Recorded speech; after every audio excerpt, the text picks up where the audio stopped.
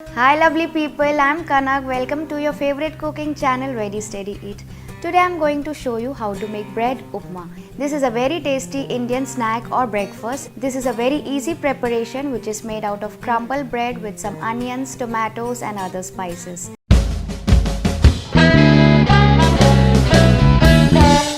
Now in a wok, heat oil or ghee, then add the mustard seeds.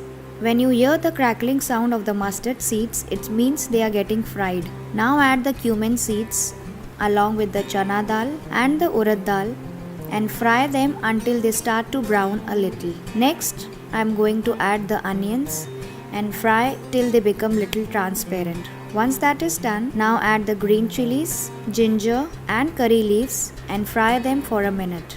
Next, I am going to throw in my onions and stir it until little tender and mushy for around 2 minutes. Soon after that, add very little water to form a thick gravy-like consistency this way. Don't add too much of water, you can sprinkle very little water with your hands also.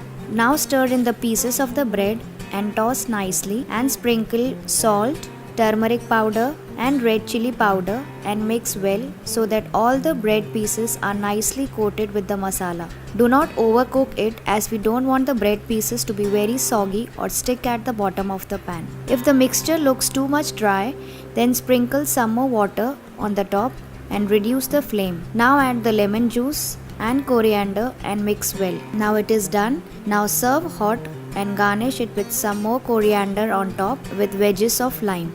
And my delicious bread upma is ready, as you can see, and it has got nice color in it, and it is a very easy preparation. It doesn't take much of your time also, and it is a perfect and healthy option for children's lunchbox. And this can be made with any kind of leftover breads, and it is perfect for any kind of midnight cravings also. So do try this yummy bread recipe and let me know how it turned out in the comment section below. Hit the like button and subscribe to my channel for more and more such recipes.